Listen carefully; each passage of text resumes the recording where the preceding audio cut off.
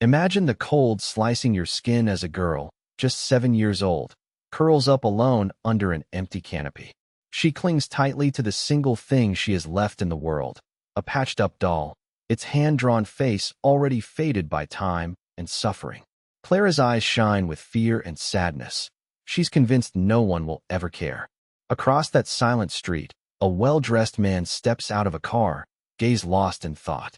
Henrique Bastos, a millionaire, has just received a grand award, but inside, he feels empty, until he sees Clara's fragile silhouette and, even more, the doll in her hands. Something about that doll stops him. The face looks exactly like the daughter he lost years ago. Henrique doesn't know if it's madness, hope, or fate, but he has to find out. Who is this girl? And why does the name sewn into the doll make his heart pound with a mix of hope and dread? Could this unknown child possibly be, in some way, his lost daughter? What will happen when Henrique tries to save Clara, and maybe himself too? Stay with us and get ready for a story that will shake everything you believe about pain, hope, and reunions. In the middle of that night that seemed never-ending, Clara walked slowly, practically dragging her feet along the wet asphalt. Each step was heavy, as if the whole world was telling her to just give up and lie down right there. The wind gusted fiercely between the buildings, tugging at a torn piece of her thin dress. Her already tangled hair stuck to her face, and even her eyelashes seemed to carry frost. The distant streetlights didn't help much. They only made bigger puddles of shadow and painted monsters at every corner. Cars passed far away, their noise muffled. Nobody saw Clara. Nobody knew her name there. And she knew it. She felt it thumping in her chest, together with the cold and the hunger. With the doll pressed close to her body, that old doll, full of crooked stitches, its color bleached, Clara didn't dare go any further. The fear was old and had already become routine. She stopped under an awning, a tiny spot someone used to sell things by day, and there she tried to curl up, as if she could turn invisible. She quickly glanced up at the windows above. Nobody watching, nobody to ask questions, nobody to save her. Her stomach ached. In truth, it wasn't just hunger. It was that bitter feeling of emptiness that makes your throat tighten even to swallow cold saliva. Clara pulled the doll closer, pressed her nose to the doll's dirty little dress. She breathed in a smell that was part sweet, part old dust. Only in that tight embrace did it seem any warmth might remain. Her eyes were big, round, filled with tears. She had no strength left to cry out loud, so she sobbed softly, breathing almost without a sound. You could see the trace of tears on her dirt-smudged face. She gazed at nothing, or maybe at the other side of the street, where movement occasionally shattered the silence. A passing motorcycle, some gate slamming, rushed footsteps from people who never looked down. She wondered if her mother remembered her. In Clara's mind, everything that came up was dark, confused. Just flashes, muffled screams, the smell of smoke. The doll always appeared in those memories.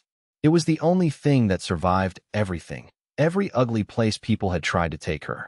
Now a different fear came. What if someone saw the doll and took it from her too? Clara hugged the doll tighter, till her little arms ached. Her knees were stiff from the cold ground. She felt the wind sweep by, nearly cutting at her skin. She didn't complain aloud. She had learned the world didn't answer when she asked. Only the doll, with that hand-drawn face, lopsided smile, eyes that seemed to see beyond the fabric. A secret just between the two of them. The street was finally calming down. The sky was gray, with no color or promise of sun left. Clara tried to close her eyes a little, but each time she did, worse memories came.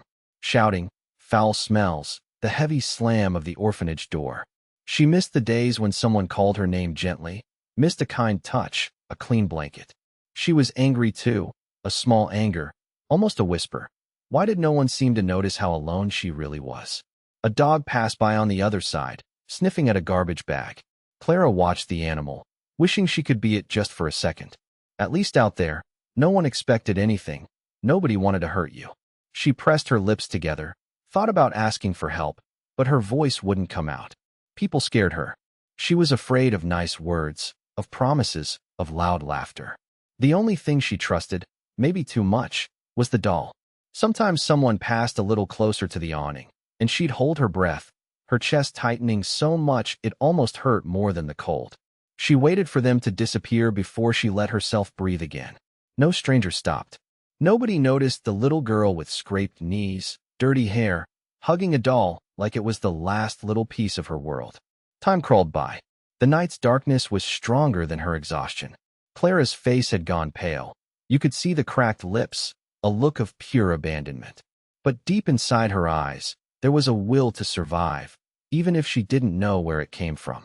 It was almost imperceptible, as if the doll, or the name sewn onto it, gave her a shred of hope. Not a fairy tale hope, just the hope to wake up tomorrow, to not disappear. Even the silence seemed used to her by then. Only the sound of the wind and a distant engine reminded her that life went on, even without her. But the thin, faded girl stayed there, clinging to the only thing she had left. And maybe, without knowing it, hoping someone on the other side of the night would really, truly, see the desperation hidden in a child's face. Henrique Bastos walked into the mansion through the grand door, but didn't even look around. All that luxury, those expensive paintings, the enormous staircase, to him, it all felt like empty noise.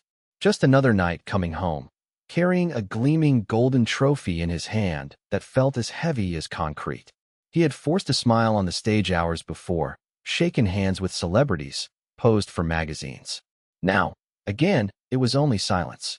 His shoe soles made a sharp sound on the marble floor. The house was as brightly lit as it was cold. Henrique walked through a vast living room where the furniture looked barely used. Everything was too perfectly arranged. Even the rugs seemed to resist footsteps. He tossed the statuette onto the sideboard, crooked, without thinking. He stood just listening to the echo. Nobody came to ask about the event. Nobody was waiting for him with an embrace. The award, right next to the car keys, sat lopsided. Henrique looked at it, as if it were a stranger. At the back of the room was a shelf packed with picture frames. Only he knew where each photo went. And only he knew why nothing was ever moved after that horrible night years ago, as if he was afraid to erase even more of the past. He drew closer, his eyes moving down, photo by photo. He barely blinked. Anyone watching might think he was just a tired man, but inside him burned a deep sadness, a longing with no name.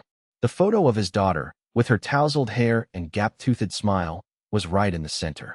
She seemed to smile just for him, like she used to when he'd come home from work and she'd come running, leaping into his arms. Now, only silence. Henrique picked up the frame, sat down slowly on the never-quite-comfortable sofa, and just stared at the girl's face.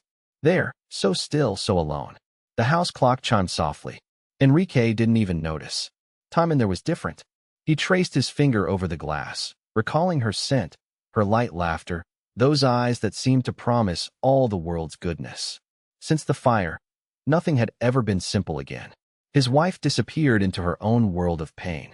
Most friends drifted away. The rest tried to console him, but he could tell nobody really understood. Everyone wanted him to go back to being who he was before.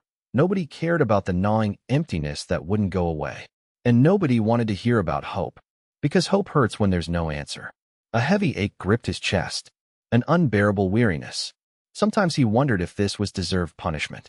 He had money to spare, but felt so poor in joy it was almost embarrassing. Henrique turned his wedding ring, spinning it in his hand. He could hear imaginary footsteps of his daughter running, a scream being smothered by smoke, by panic.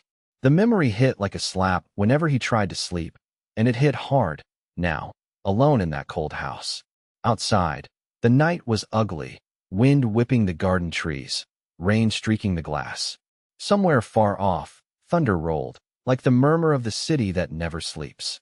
Henrique rubbed his face, drew a slow breath. He didn't cry. He wasn't even sure he remembered how. But his eyes burned, and his chest ached deep inside, at the threshold where pain likes to hide. He got up from the sofa, walked to the kitchen just to open the fridge. There was expensive food, colorful containers, everything put away by staff, most of it going bad. He grabbed a bottle of water, stood there watching the bubbles climb the glass, lost in his thoughts. What's the point of all this? The thought crossed his mind again. He left the half-empty water bottle on the counter, turned off the lights on the ground floor, one by one, in total silence. He climbed the sleek steps to the second story, hearing only his own breathing. He stopped outside his daughter's old room. The door was closed. Nobody dared enter. Henrique let his hand rest on the wood, as if he could feel her presence. He resisted the urge to go in, to stir up old ghosts. He returned to his own bedroom, feeling the chill of the house even with the heat on. He sat on the edge of the bed, face in hands. The trophy was far off now, cold and worthless. He had everything the world called important, but there in the silence, he was missing his greatest treasure. No victory, no closed deal, no party would ever restore what he had lost that night. He just stayed there, listening to the muffled sound of his own thoughts, trying to believe he could survive the emptiness one more night until sleep finally came. Outside, the rain got heavier. The wind beat against the windows, just like life kept battering inside him. Henrique took a deep breath, closed his eyes. The distant honk of a car echoed up the street. He had no idea that at the same moment, on that same rainy night, there was a little girl shivering from cold, clutching a doll as if it were everything. The rain slammed against the asphalt in a hurry, reflecting the glow of tilted streetlights and empty windows. Henrique, still suited and tied, returned from the awards event, the trophy heavy and useless in his hand. He pressed his forehead to the cold car window, trying not to hear anything, not the radio, not the world. On a nearly flooded corner, the car slowed down. For a split second, the headlights illuminated the figure of a girl sitting on the ground, huddled beneath a shuttered bar awning. She wore only a thin sweatshirt, now soaked with rain, and in her arms she clutched a rag doll, dirty, with one eye sewn on in blue thread. The girl's face was serious and tired, eyes sunken, lips tight. Not the sadness of tears, but the exhaustion of someone who's learned not to expect much. Henrique pretended not to see, but her eyes flickered up and met his. It was a quick glance, almost fleeting, as brief as it was real. There was no plea, no hope, just existence in that instant, a tight chest and hands protecting the little she had. He looked away, as if a blink could erase her from existence, but the image lingered. In the front seat, his driver coughed unintentionally. The signal turned green. The city unspooled, soaked beyond the window. Henrique looked at the trophy again. He thought of his mother, his hard childhood, the vanished smile. He thought about the empty elegance of triumph and the forgotten girl stuck in the storm, hugging her battered doll, so tiny compared to the world. Henrique's driver didn't understand when he suddenly asked him to stop. He just pulled over, slowly edging the car next to the curb as rain hammered the windows even harder. Nobody said a word. Henrique stared straight ahead, unable to think of anything else but that image, that huddled little girl, almost disappearing under the awning, clutching a doll as if it was all she had left in the world. Henrique didn't even take an umbrella.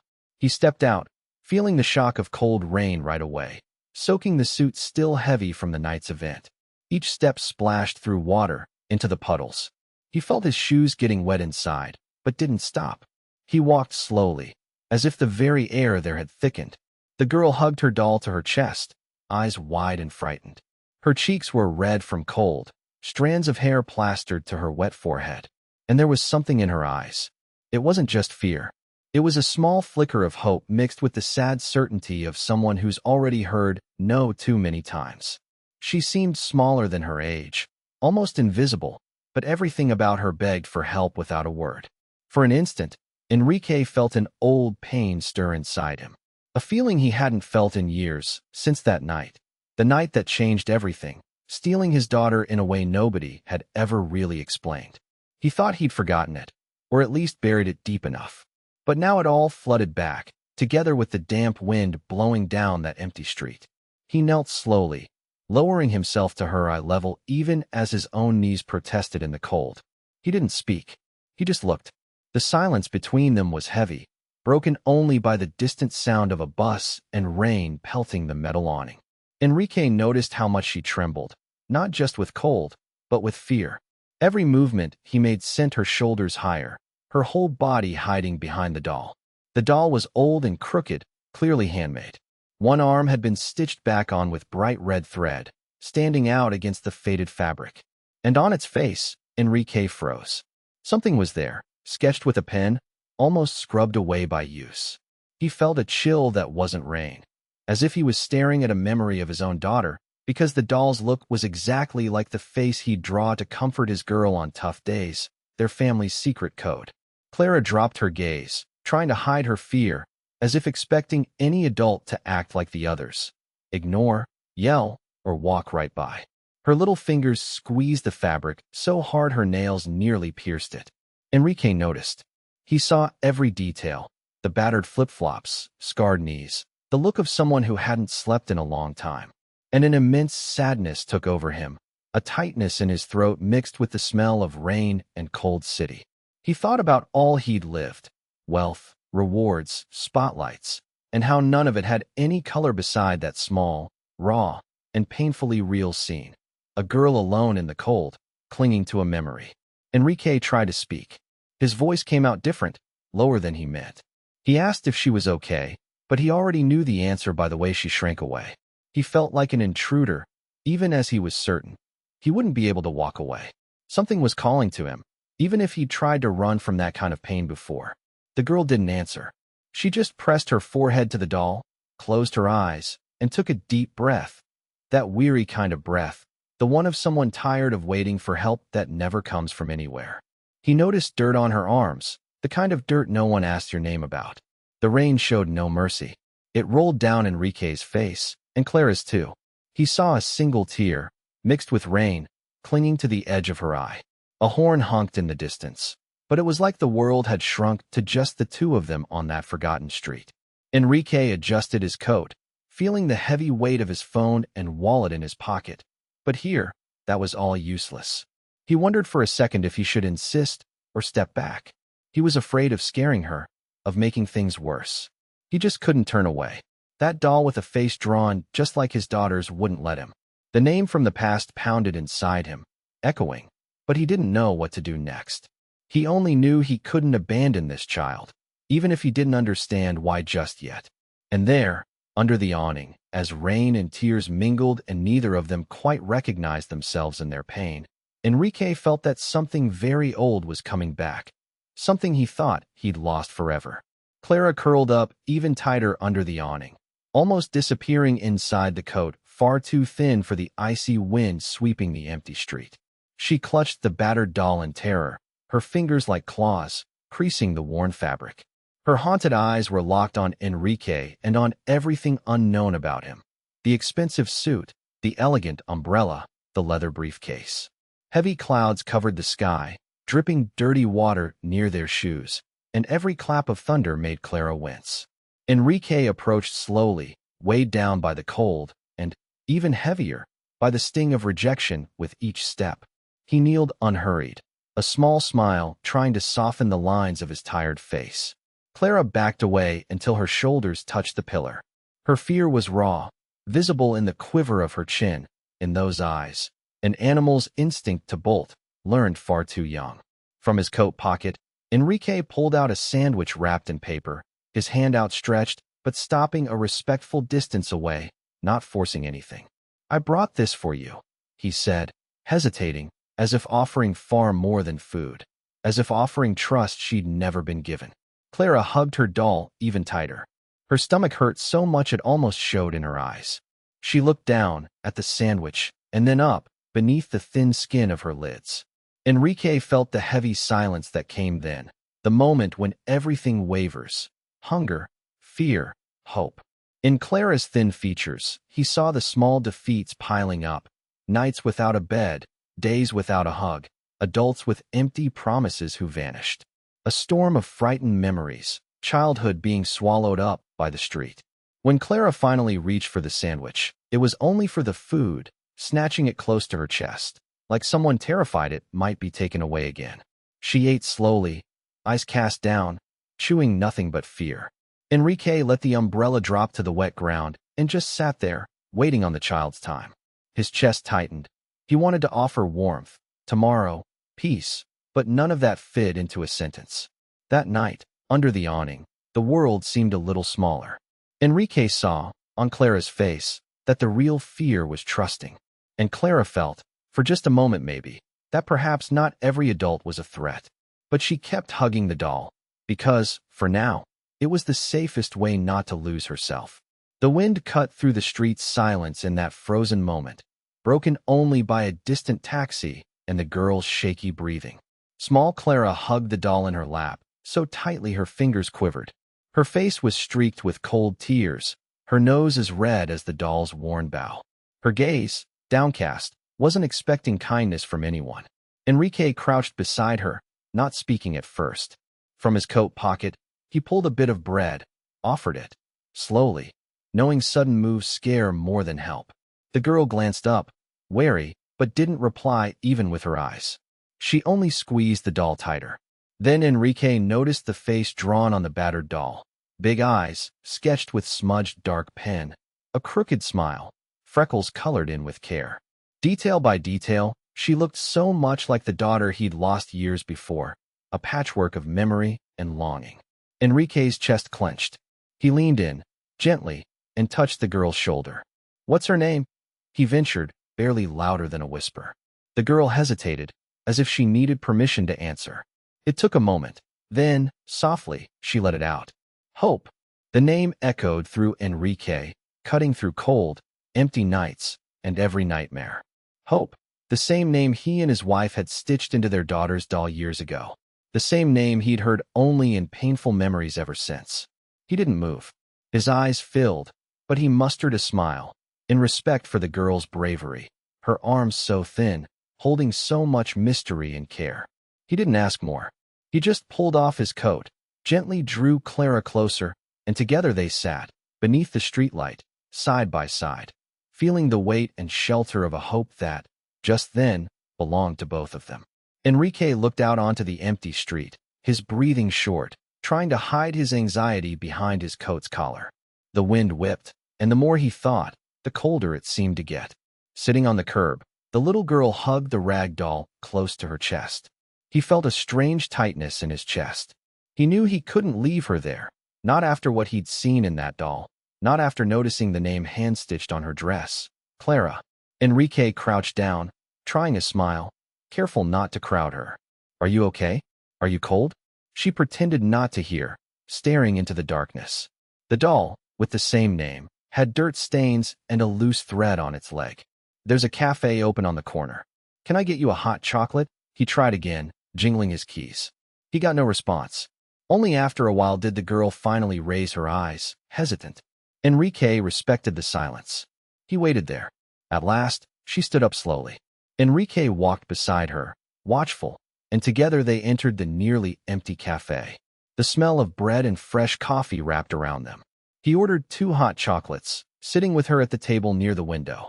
The silence between them was heavy with unspoken questions. Henrique watched the girl eye her cup, slowly blowing before sipping. A single, soundless tear traced her cheek. "Is your name Clara?" he asked, relying on the name sewn in the doll. She nodded, clutching the doll. In the warm light, Henrique realized that courage doesn't always shout. Sometimes, it's just sitting beside someone and offering warmth to a person lost in the cold. Minute by minute, the silence stopped being a wall and became a bridge. At that little table, in the glow of yellow light, Henrique understood. The girl wasn't a stranger. She was a silent plea, a second chance for the love he thought he'd lost for good once upon a time. Henrique sat across from Clara, in that empty cafe with its windows fogged up from the temperature difference. The cold still seeped in under the door, mixing with the scent of day-old bread and strong coffee.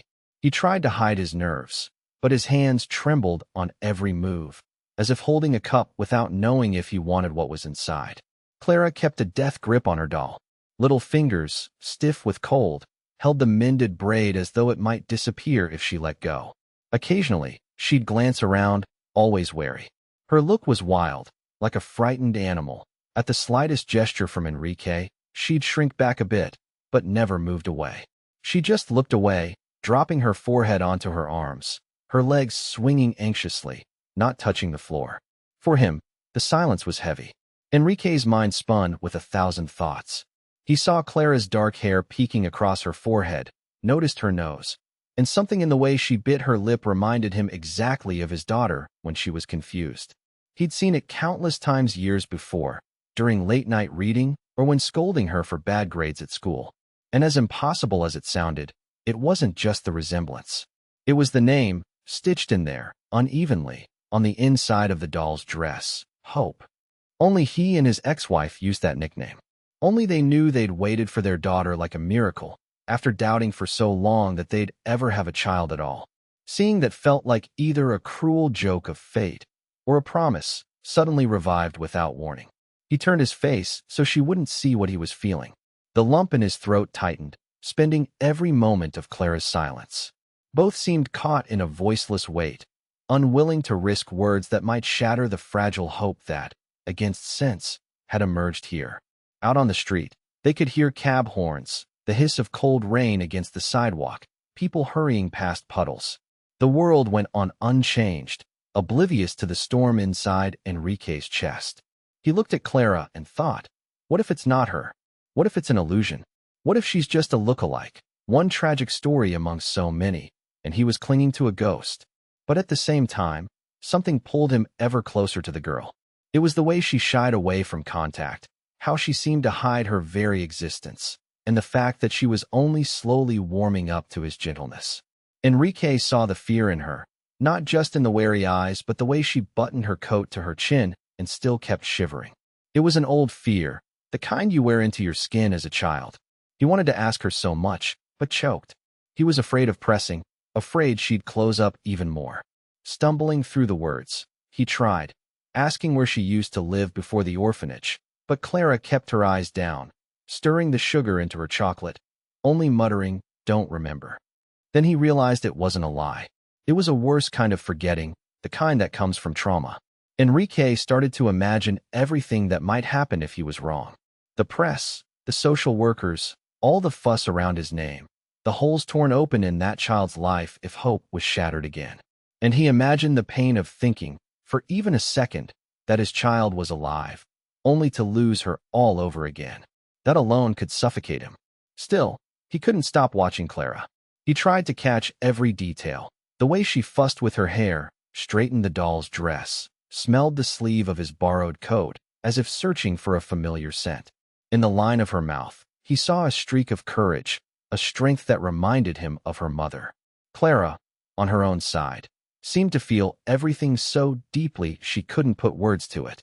When he asked if anything hurt, she just shook her head, her eyes red from rubbing. But it was clear the cold was more than physical. It was the cold of someone who expects nothing from anyone anymore. Someone who's asked for help so often she's learned to doubt any outstretched hand. At some point, Henrique noticed his hand was on the table, open, an unspoken invitation, and Clara glanced at it, hesitated, then turned away. She didn't trust, but she didn't walk away, either. It was little, but it was all she could offer. Outside, the night stayed cold, and Henrique felt a tension that was both hope and terror. He knew the next step could change everyone's life. But just then, the fear of dreaming too much hurt more than the cold or the years-long isolation. Still, in the midst of doubts and his overwhelming desire to believe, he caught himself whispering, "What if? What if it really is her?" Henrique couldn't sleep that night. His phone's clock glowed, hours dragging by, silence growing heavier. He tried convincing himself to find answers, courage, but all it took was looking at Clara, and at the doll, hope, for the ache to return. The next morning, the sky was gray and cold. Henrique drove slowly, cold air filtering through the closed windows.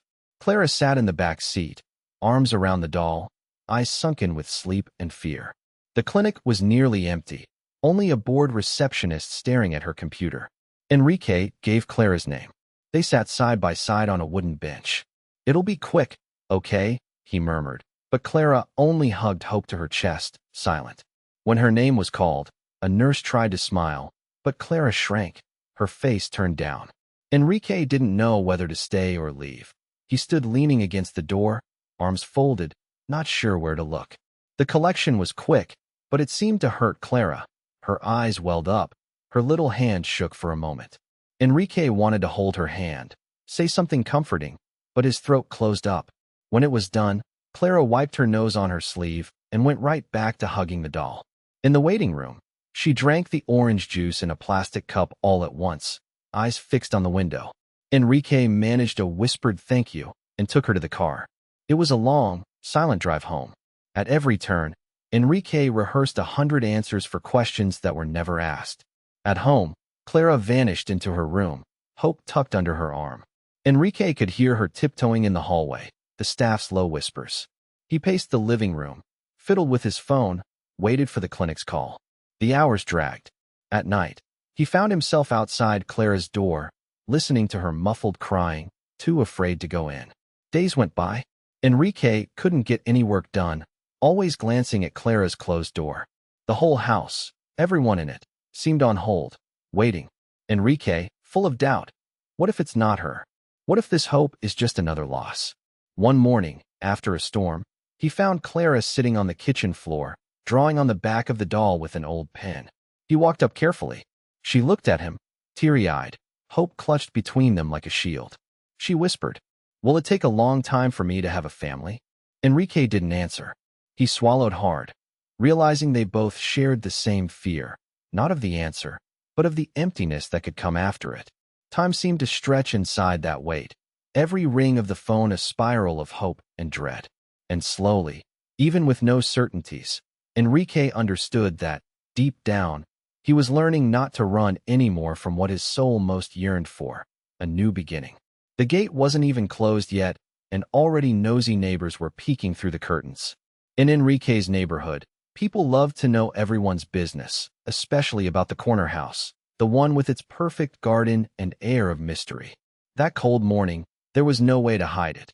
As soon as a strange car pulled up and a woman with a tight bun stepped out carrying a clipboard, the news raced around faster than a gust of August wind.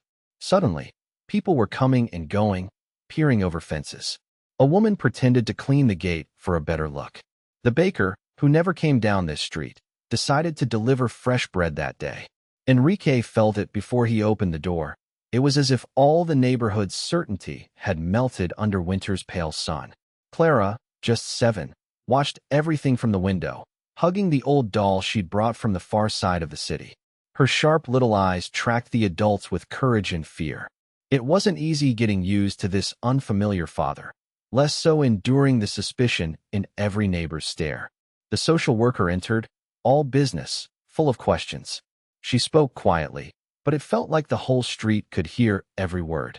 She wanted to know about his bond with Clara, why the girl was living there only now, where her mother was. Enrique answered, always trying to protect his daughter, but could sense the tension mounting with each word. By midday, rumors were swirling everywhere.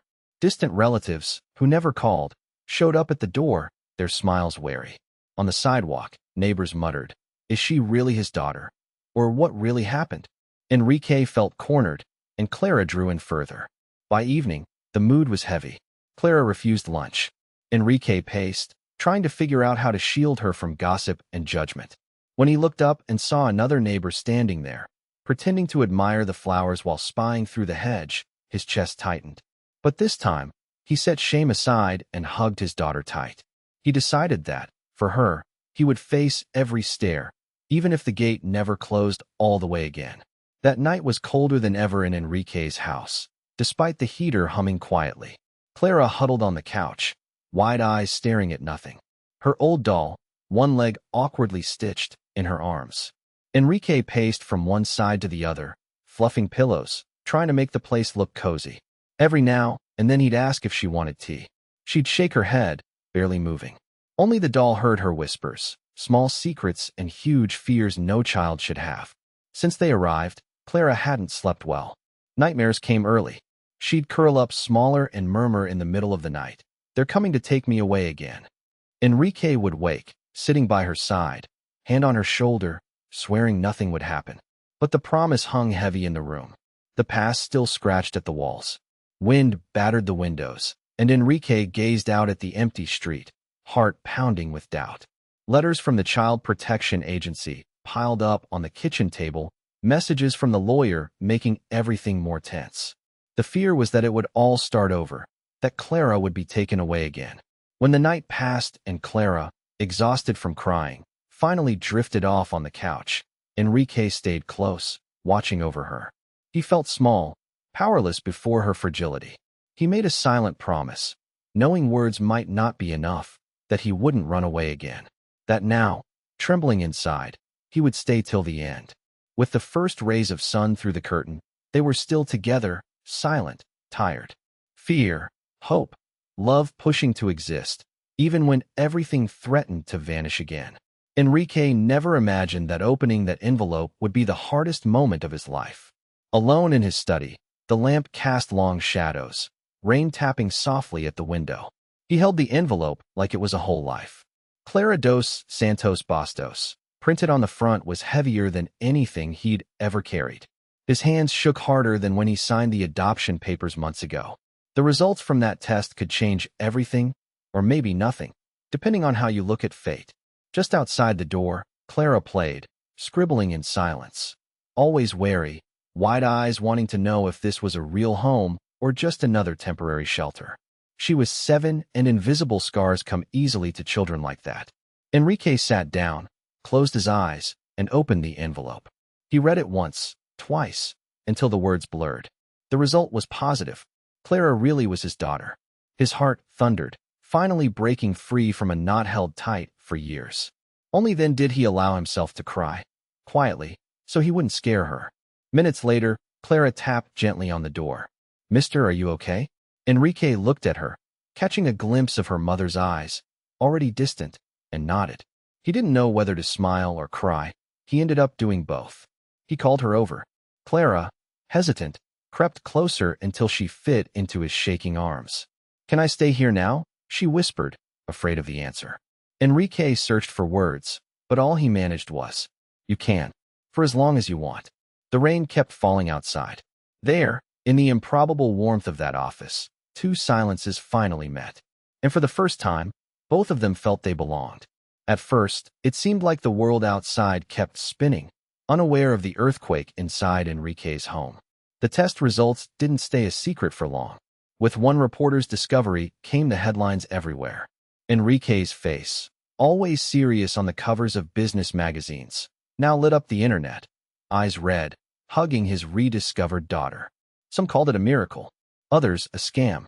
Still more refused to believe, of course. The phone never stopped buzzing. Lawyers, police, social workers. Even exhausted, Henrique never left Clara alone with anyone. He put himself between her and the rest of the world, face hard to read. Only those who looked closely could see the fear behind it, the fear of everything crashing down again. Clara tried to understand. She hugged Hope, the doll, eyes wary at every visitor. She was afraid of questions, of noise, of anyone saying she'd have to leave again.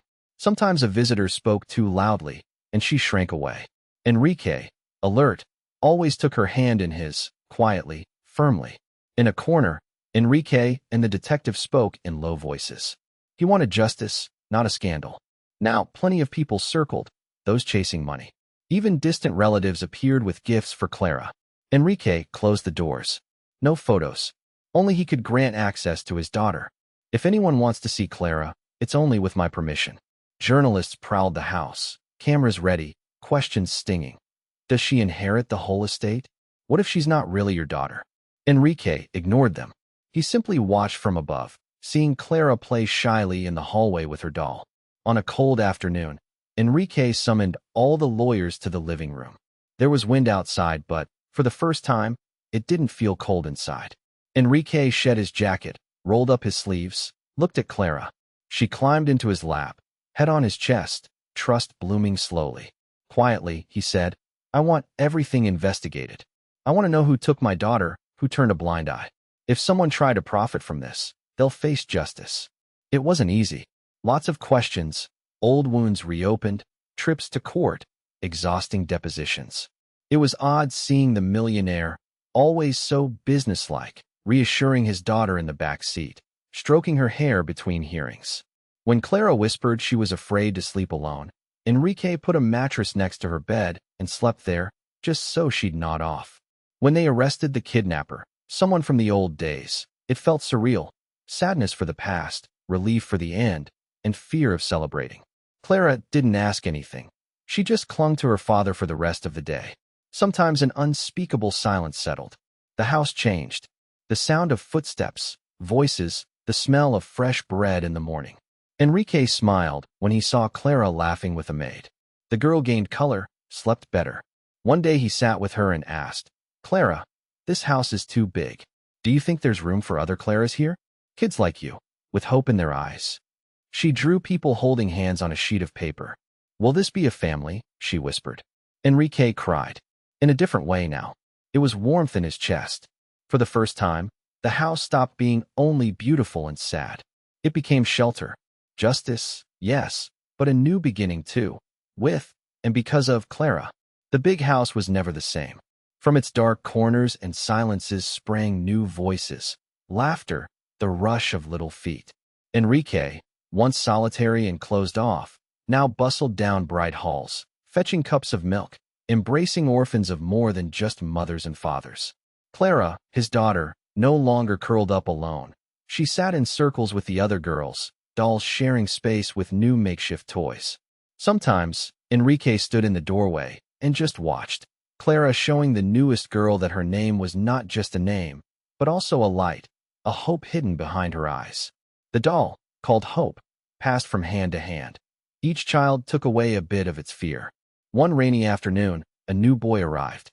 His eyes were haunted, childhood lost somewhere in a forgotten alley. Henrique felt in his chest the same ache as before, but now he didn't hold back. He knelt before the boy, offered a blanket and a smile, and in his own worn hands found the tenderness he'd thought gone. Clara came closer, shy but steady, asking if the boy wanted to share her hot chocolate. In the garden, once trimmed to perfection, toys appeared, jump ropes swung, chalk drawings lined the walkway. The adults learned slowly to listen to the wounded stories without rushing courage.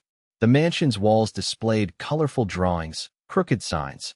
This is a true home. At night, when everyone slept, Henrique walked, though tired, room by room, tucking in blankets, turning off small bedside lamps. He always stopped, in the end, at Clara's door. She slept hugging the doll tight, her face peaceful, a sight he'd thought gone forever. Henrique knew the world outside was still dangerous. He knew he couldn't save every child hurt by life. But he'd learned that, for some, all it took was a warm place, a gaze that welcomes without questions, a corner where fear could rest. And inside, he felt, for the first time in years, that there is no loneliness that can't be undone when shelter is shared. At last, he himself felt at home in the house he'd helped transform. Clara no longer trembled when she snuggled into her father's embrace. His scent was a mix of long-standing longing and new promises. She closed her eyes, savoring Henrique's strong and careful arms, still afraid, somehow, that this was only a dream. The silence was huge, but in it you could hear both their hearts, searching and finding each other again. Henrique held his daughter gently, his hands still shaking, as if afraid to break her.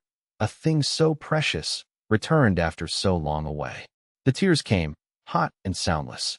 Clara cried too, but it was a gentle, clean crying, washing away so much old pain. In her eyes, fear became hope, even if it was still shy. Between them, lying on the couch, was the doll Hope. It seems worn from all the squeezes during hard times. Clara smoothed the doll softly, and Henrique noticed her small hands and the deep eyes of someone who suffered more than she should. Suddenly, he realized the miracle. His daughter, still here, with her name written on the doll, and it was he, the father, who had to relearn how to be a shelter.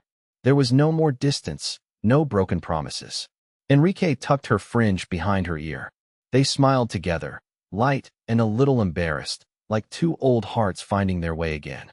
The kids from the shelter peered curiously around half-open doors. One of them, Valentina, with her wild curls and bright gaze, dared slip inside. Clara looked at her and, without thinking, made room in her father's lap and offered a piece of the doll. Henrique opened his arms, and in one heartbeat, 3 children were nestled around, drawn into that hug that seemed to hold all the world's affection. In that instant, Henrique understood. Their wounds, his and Clara's, could be mended, bit by bit, alongside other children and other stories. Here, everyone was learning how to trust again, to laugh, to fit in someone's lap. The cold of the past wasn't so strong anymore when warmth was shared. Later, deep in the night, Clara asked softly, "Dad, do you promise you'll stay?" Henrique answered without hesitation, I promise, sweetheart. Now hope lives here with us. Next morning, Enrique joined the rhythm of the house as if he'd always belonged, helped with breakfast, made up games, listened to dreams and fears. On the makeshift wall in the living room, he wrote with a trembling hand, "No child without a lap. No hope left behind." Yesterday, Clara's hug was her refuge. Today, it was a celebration, and everyone ran to fit inside it.